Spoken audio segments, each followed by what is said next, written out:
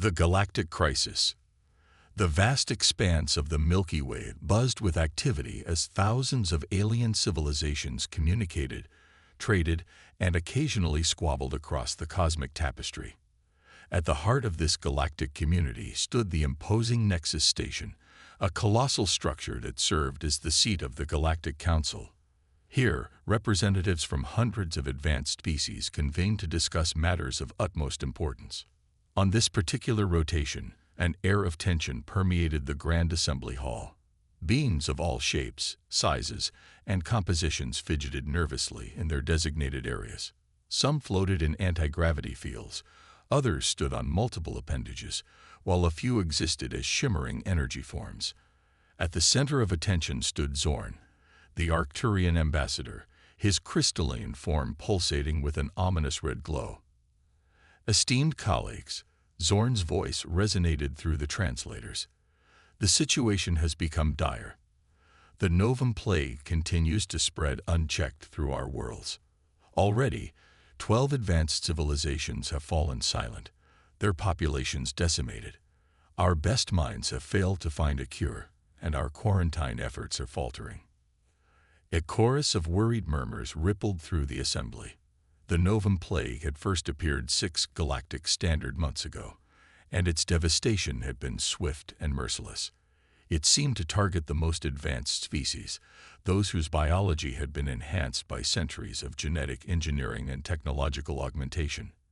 Ambassador Lerna of the Cephalon Collective, a being composed of interlinked tentacles and pulsating nerve clusters, spoke next. We must face the possibility that this plague is not a natural occurrence. Its ability to adapt to our most advanced medical countermeasures suggests a designed weapon. The implication hung heavy in the air. If true, it meant that someone or something out there possessed technology far beyond even the most advanced council races. As accusations and theories flew back and forth, a small figure at the back of the hall cleared their throat. The sound was so unfamiliar that it took a moment for the assembly's translation systems to register it. All eyes, sensory stalks, and perception arrays turned to face the source.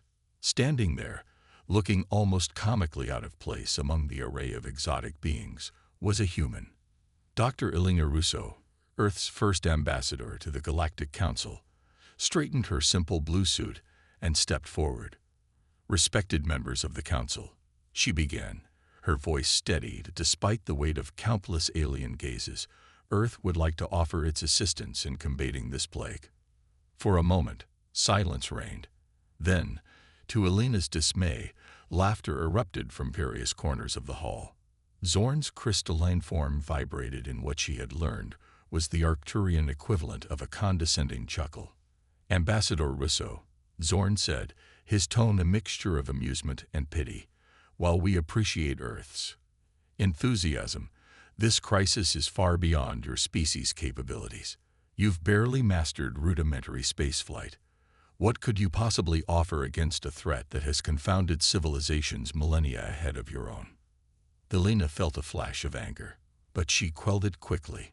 This wasn't the first time Earth had been dismissed since joining the galactic community a mere 5 years ago. Humanity's rapid advancement from first contact to interstellar travel had been met with a mixture of curiosity and derision. Many older races viewed humans as upstart children, barely out of their planetary cradle. With all due respect, Ambassador Zorn, Elena replied, her voice gaining strength, Earth has faced and overcome numerous pandemics throughout our history.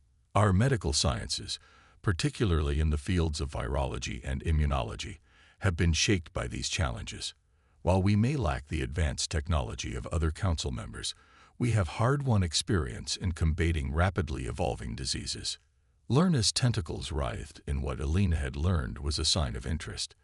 You speak of fighting diseases without the aid of nanobots or genetic restructuring. How is this possible? Elena allowed herself a small smile. Sometimes, old problems require old solutions. Our scientists have developed techniques to rapidly sequence viral genomes, create vaccines, and distribute treatments on a global scale. We've eradicated diseases that once decimated our population, And we've done it largely through understanding the fundamental principles of biology and immunology. The assembly hall grew quiet as the implications sank in. The novum plague had proven resistant to the most advanced medical technologies in the galaxy. Could it be that the solution lay in more primitive, yet proven methods? Zorn's crystalline form pulsed with a mix of colors, indicating conflicting emotions. Even if what you say is true, Ambassador Russo, the scale of this crisis is beyond anything your world has faced. We're talking about hundreds of worlds across multiple star systems. Elena nodded, acknowledging the challenge. You're right, of course. Earth alone cannot solve this crisis. But perhaps by combining our knowledge of fundamental viral mechanics with the advanced distribution and production capabilities of the Council races, we can find a solution together. As murmurs of discussion broke out across the hall, Lerna's tentacles formed a complex pattern that the translator interpreted as a sign of agreement. I believe the human ambassador's proposal has merit. In our quest for ever more advanced solutions, perhaps we've overlooked the fundamental principles that govern life itself. Zorn's color stabilized to a more neutral blue. Very well. Ambassador Russo, the Council will accept Earth's offer of assistance. But understand this. The fate of trillions now rests in part on your species' shoulders. I hope, for all our sakes, that your confidence is not misplaced. Elena felt the weight of responsibility settle upon her, but also a surge of determination. This was humanity's chance to prove its worth to the galactic community, to show that they were more than just the new kids on the block. We won't let you down, she said, her voice firm with resolve. Humanity stands ready to face this challenge alongside our galactic neighbors. As the council session adjourned, Elena quickly sent a message back to Earth. The best minds of her planet would need to be assembled, and fast. Humanity was about to face its greatest test, one that would determine not just their place in the galactic community, but potentially the fate of all advanced life in the Milky Way. Little did the Council know that this decision would set in motion a chain of events that would forever change the balance of power in the galaxy, with humanity at its center. Humanity's unexpected solution. The next few weeks saw a flurry of activity unlike anything the Galactic Council had witnessed in centuries. Earth's top scientists, virologists, and medical researchers were whisked away to Nexus Station, their minds racing with both excitement and trepidation. Among them was Dr. Aisha Patel, a brilliant immunologist whose work on rapidly mutating viruses had revolutionized vaccine development on Earth. As Aisha stepped off the sleek transport ship onto Nexus Station, she couldn't help but gape at the sheer scale and diversity of life around her. Beings of all descriptions hurried past, some gliding, others lumbering on multiple legs. The air itself seemed alive with floating creatures and darting maintenance drones. Impressive, isn't it? A familiar voice said beside her. Aisha turned to see Elena Russo, a warm smile on her face. But we're not here as tourists. Follow me. The research center awaits. As they made their way through the station's winding corridors, Aisha's mind raced with questions. Ambassador Russo, I've read the briefing, but I still don't understand. How can we hope to combat a plague that stumped civilizations thousands of years more advanced than us? Elena's expression turned serious. Sometimes, Aisha, the most advanced isn't always the most effective. These races have relied on hyper-advanced technology for so long that they've lost touch with the basics. That's where we come in. They arrived at a massive laboratory complex, easily dwarfing the largest research facilities on Earth. Inside, human scientists mingled with alien researchers, an unprecedented collaboration born of desperation.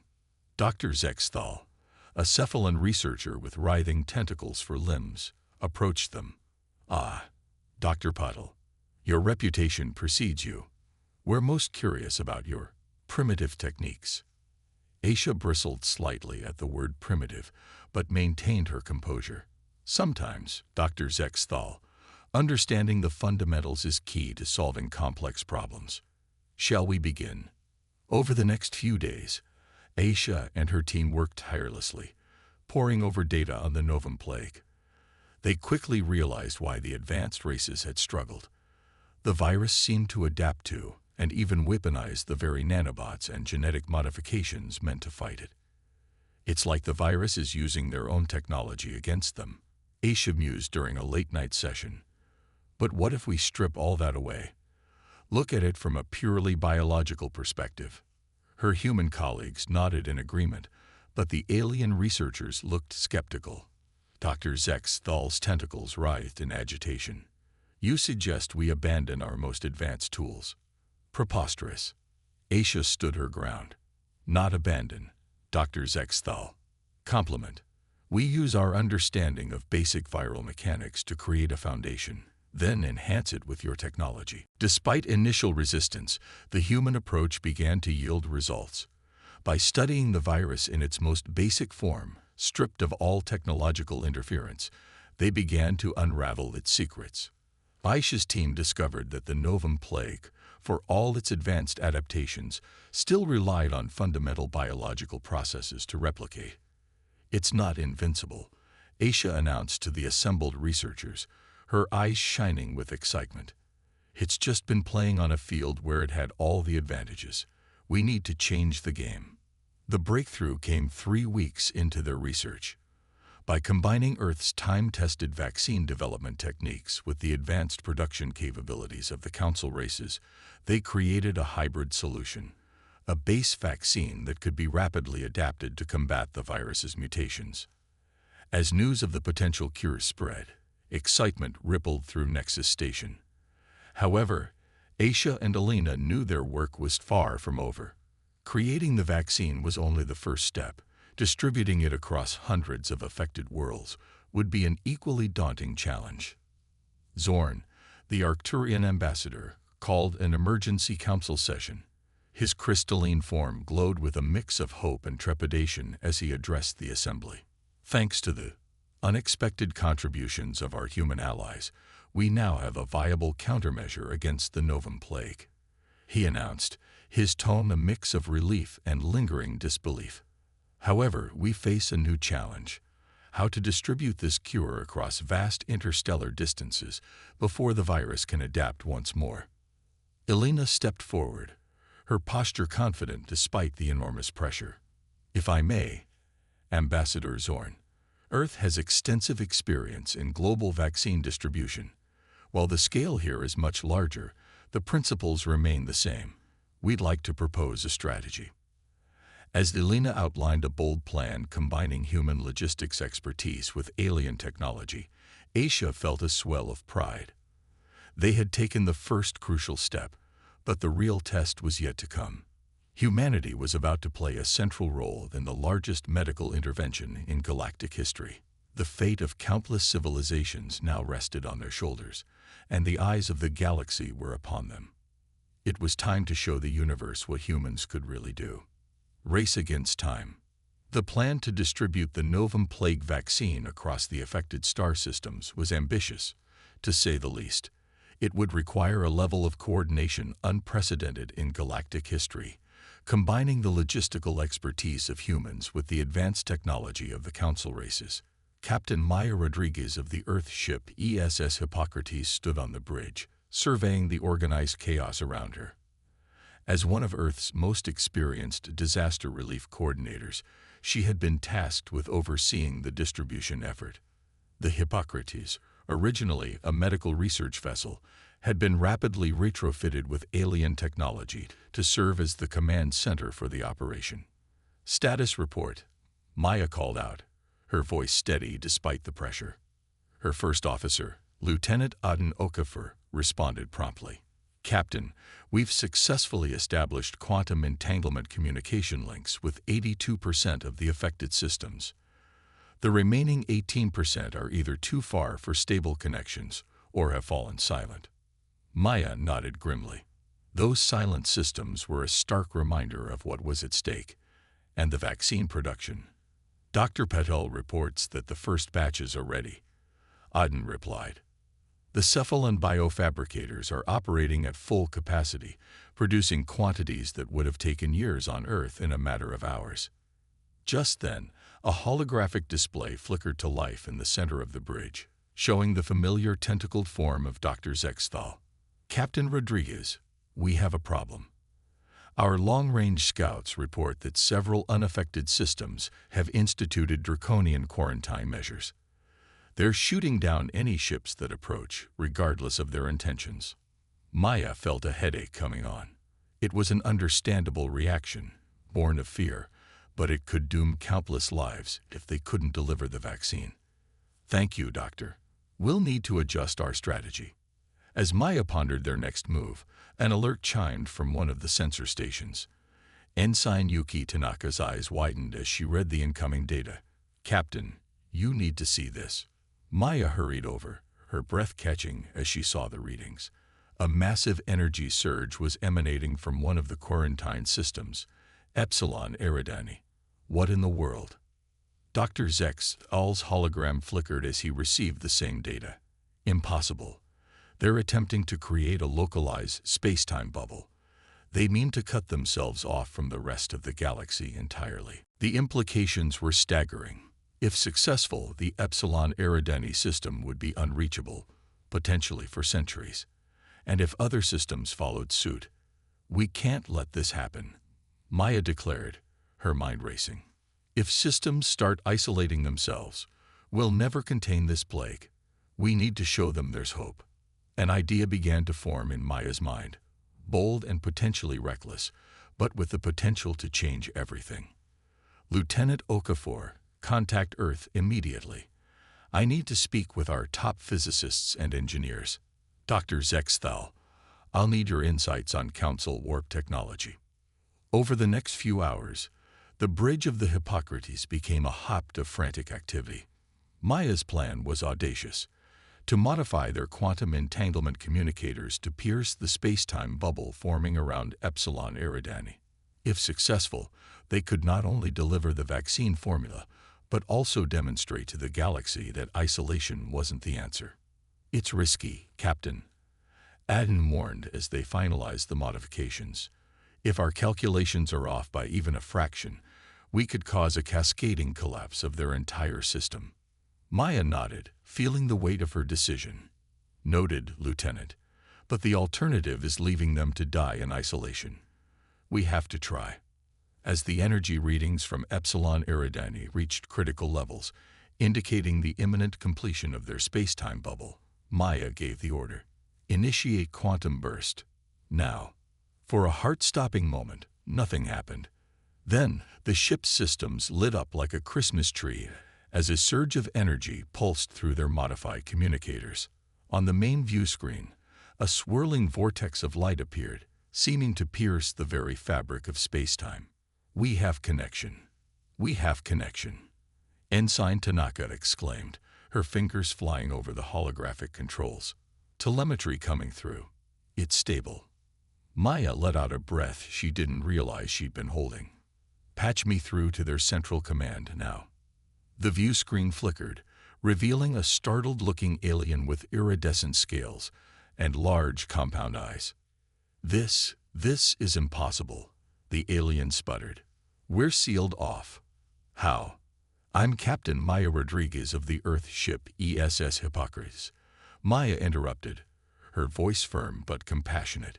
"We've broken through your isolation barrier to bring you hope. We have a cure for the Novum plague." The alien's compound eyes widened even further. "A cure? But our most advanced sciences.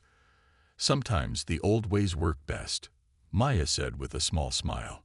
"We're transmitting the vaccine formula and production protocols now. Please, don't cut yourselves off from the galaxy. Together, we can beat this."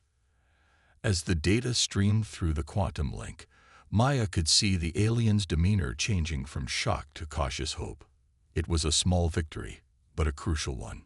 If they could convince Epsilon Eridani to rejoin the galactic community, others might follow suit. The success at Epsilon Eridani marked a turning point in the distribution efforts. Word spread quickly through the quantum network, and systems that had been considering isolation now reached out, desperate for the cure. The ESS Hippocrates became the nexus of a vast interstellar web of hope. But the challenge was far from over. As fast as they could distribute the vaccine, the Novum plague continued to mutate and spread. Dr. Patel and her team worked around the clock, constantly updating the formula to stay ahead of the virus's evolution. "It's like nothing I'd ever seen," Aisha confessed during a rare quiet moment. "This plague, it's almost as if it's intelligent, adapting to our every move." Maya nodded grimly. "Keep at it, Doctor. We're counting on you." As weeks turned into months, the tide slowly began to turn. System by system, the plague's advance was halted, then pushed back. The combined efforts of human ingenuity and alien technology were making the impossible possible. But just as victory seemed within reach, a new threat emerged. Reports began trickling in of rogue elements attempting to sabotage the distribution efforts. Some were driven by misguided fear, others by a twisted desire to profit from the chaos. During a tense briefing, Dr. Zexthal's hologram flickered with agitation. "We've confirmed that a group known as the Void Consortium is behind many of the attacks. They're an interstellar criminal syndicate that's been profiting from the plague by selling false cures and raiding abandoned worlds." Maya's jaw clenched. They'd come too far to let a bunch of opportunistic criminals undo all their hard work. "Then it's time we show them that humanity isn't just good at healing. We can fight too." As she outlined a bold plan to protect their distribution networks and bring the fight to the Void Consortium, Maya couldn't help but reflect on how far they'd come. Humanity, once dismissed as weak and primitive, was now leading the charge to save the galaxy. The final battle against both the plague and those who would exploit it was about to begin, and Maya was determined to show the universe that when the chips were down, there was no species more tenacious, more innovative, or more determined than humans. "All right, people," she addressed her crew, her voice ringing with determination. "Let's finish this. For Earth, for our new allies, and for every life in this galaxy hanging in the balance. It's time to show them what humanity can really do." As the ESS Hippocrates prepared for its most dangerous mission yet, the eyes of the galaxy watched and waited. The fate of countless civilizations rested on the shoulders of a species many had underestimated. But humanity was about to prove that sometimes the most unexpected allies can become the greatest heroes. The final push. The vast expanse of space surrounding the Arcturian homeworld bristled with activity. A motley fleet of ships from various species had assembled, forming a protective cordon around the planet. At the heart of this defensive line floated the ESS Hippocrates, its hull gleaming with a mix of human engineering and alien enhancements. On the bridge, Captain Maya Rodriguez surveyed the tactical display with a mixture of pride and apprehension. The combined fleet represented the largest cooperative effort in galactic history, all thanks to the bonds forged during the fight against the Novum plague. "Status report," Maya called out, her voice steady despite the tension hanging in the air.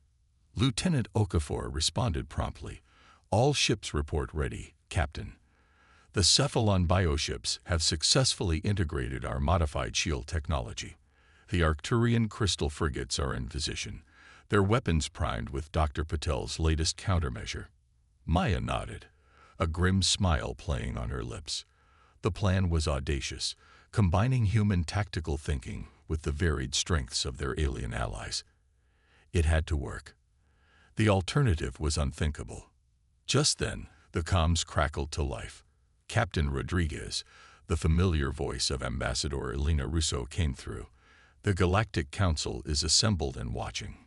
Whatever happens here today will shape the future of our interstellar community. No pressure, right?" There was a hint of nervous humor in her voice. "Understood, Ambassador," Maya replied, appreciating the attempt to lighten the mood. "We won't let them down." As if on cue, the sensors lit up. Lieutenant Tanaka's voice rang out, tight with tension, multiple hyperspace signatures detected. "It's the Void Consortium fleet. They're massive, Captain." The main view screen flickered to life, showing a terrifying armada emerging from hyperspace. Sleek, predatory ships of various designs, all bristling with weapons. At their center loomed a behemoth of a vessel, easily dwarfing even the largest council ships. That must be their flagship, Maya mused, her mind racing to adjust their strategy. All right, people, this is it. Remember the plan.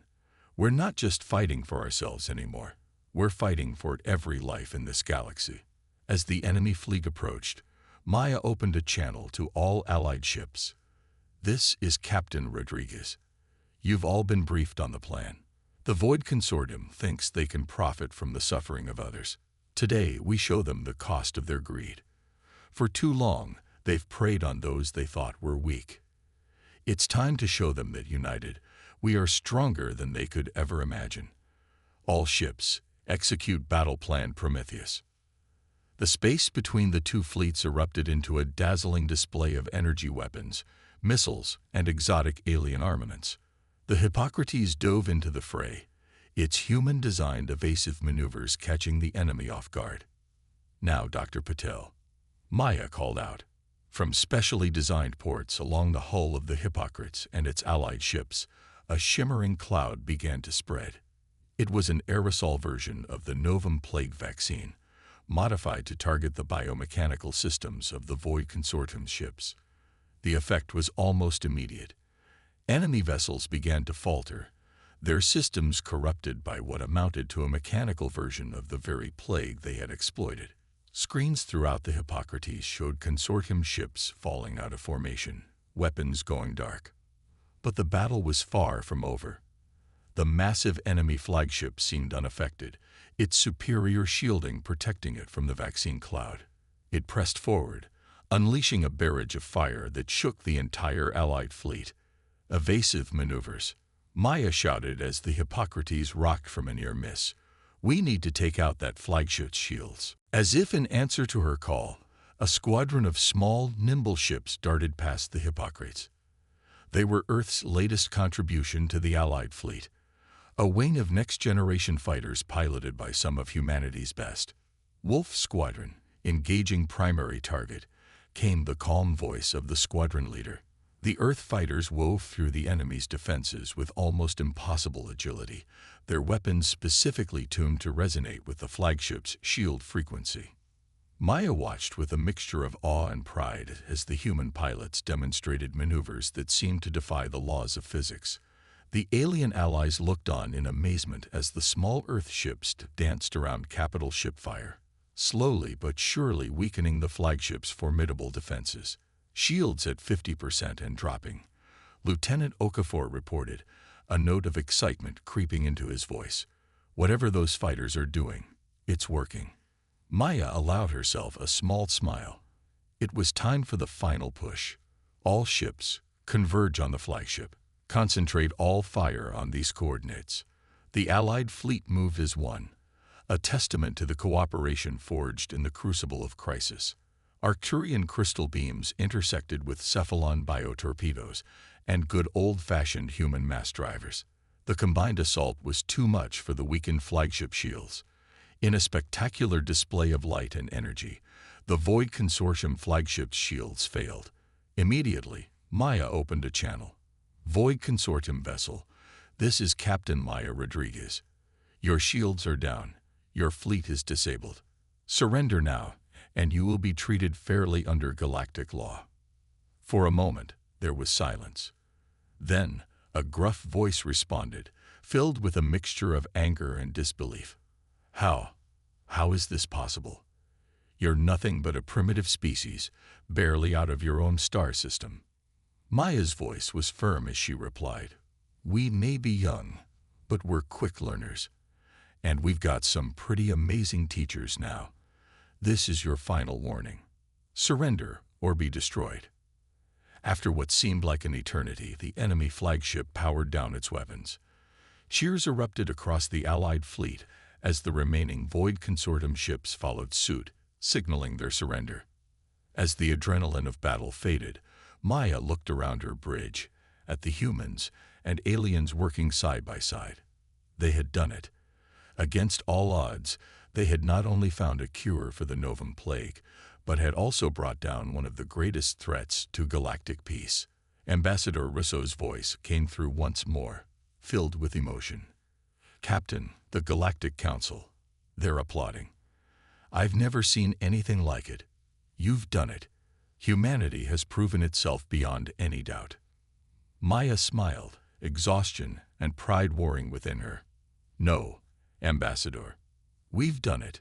All of us together. This victory belongs to every species that chose to stand united against darkness. As the Allied fleet began the process of securing the enemy ships and coordinating with galactic authorities, Maya knew that this was more than just the end of a battle. It was the dawn of a new era for humanity and for the entire galactic community. The species once dismissed as weak had become the linchpin in saving the galaxy, and this was only the beginning of humanity's grand adventure among the stars. A new galactic order. The Grand Assembly Hall of the Galactic Council buzzed with an energy unlike anything seen in living memory. Representatives from hundreds of species filled the tiered seating, their varied forms a testament to the diversity of life in the Milky Way. But today, all eyes were focused on the central podium, where a small, unassuming figure stood. Dr. Elena Russo, Earth's ambassador to the Galactic Council, took a deep breath as she prepared to address the assembled dignitaries. The events of the past year had transformed humanity's standing in the galactic community, and now they stood on the precipice of a new era. Esteemed members of the Council, Elena began, her voice clear and confident. A little over a year ago, I stood before you as a representative of a species many considered primitive and inconsequential. Today, I stand here not to boast of our accomplishments, but to propose a new path forward for all of us. The hall fell silent, the weight of anticipation palpable. The Novum Plague and the threat of the Void Consortium taught us all a valuable lesson, Elena continued. No single species, no matter how advanced, has all the answers. It was only by combining the unique strengths and perspectives of multiple races that we were able to overcome these challenges. Murmurs of agreement rippled through the audience. Even the most skeptical members of the Council had to acknowledge the truth of her words. Therefore, I propose the formation of a new interstellar body, the Galactic Cooperative for Advancement and Protection, or GCAP. This organization will bring together scientists, diplomats, and defenders from all willing species, fostering collaboration and mutual growth. As Elena outlined the structure and goals of GCAP, excitement began to build in the hall. The idea of a truly cooperative interstellar organization, one that valued the contributions of all its members regardless of their technological level, was revolutionary. Zorn, the Arcturian ambassador who had once dismissed humanity's potential, was the first to speak after Elena's proposal. His crystalline form shimmered with a mix of colors that the translators interpreted as enthusiasm and regret. Ambassador Russo, Zorn began, I must admit that I, like many others, underestimated humanity's potential. Your species has shown us that true strength lies not in technological superiority, but in adaptability, creativity, and an indomitable spirit. The Arcturian Confederation wholeheartedly supports the formation of GCAP. One by one, other representatives voiced their support. The Cephalon Collective praised humanity's innovative approach to problem-solving. The Zinthos Federation admired their bravery in the face of overwhelming odds. Even the notoriously isolationist Orcs Empire expressed interest in closer cooperation. As the Council moved to vote on the proposal, Elena felt a surge of pride. This was more than just a diplomatic victory for Earth. It represented a fundamental shift in how the galaxy's species interacted with one another. The vote was nearly unanimous. GCAP would become a reality, with its headquarters to be established on a neutral world at the galaxy's core. As the Council adjourned, Elena found herself surrounded by a throng of alien diplomats, all eager to discuss future collaborations. Amidst the excitement, Elena's communicator chimed. It was a message from Captain Maya Rodriguez, currently overseeing the distribution of medical aid to worlds still recovering from the Novum Plague. Congratulations, Ambassador, Maya's holographic form said with a smile. How does it feel to change the course of galactic history? Elena chuckled. Overwhelming, to be honest. But this is just the beginning. We have so much to learn, so much to contribute. Maya nodded. Well, you might be interested to know that we've had some breakthroughs in adapting our quantum entanglement communicators. We think we might be able to establish instantaneous communication across the entire galaxy. The Cephalons are ecstatic about the possibilities. This news only reinforced Alina's belief in the power of cooperation. Humanity's primitive technology, combined with the advanced sciences of other races, was opening up possibilities that neither could have achieved alone. As Alina prepared to return to Earth to brief the United Nations on these momentous developments, she couldn't help but reflect on how far they had come. From a species barely noticed in the vast galactic community, humans had become a linchpin in a new era of interstellar cooperation. The coming years would bring challenges, of course. There were still those who viewed the rising influence of humanity with suspicion. The remnants of the Void Consortium and other criminal elements would need to be dealt with, and the galaxy was vast, with many mysteries yet to be unraveled. But as Alina looked out at the stars from her transport ship, she felt a sense of boundless optimism. Humanity had proven its worth not through domination or technological superiority, but through compassion, ingenuity, and an unwavering determination to face any challenge head-on. The galaxy had underestimated humanity once. It was a mistake no one would make again. As Earth took its place as a key member of the galactic community, Alina knew that the greatest adventures were yet to come.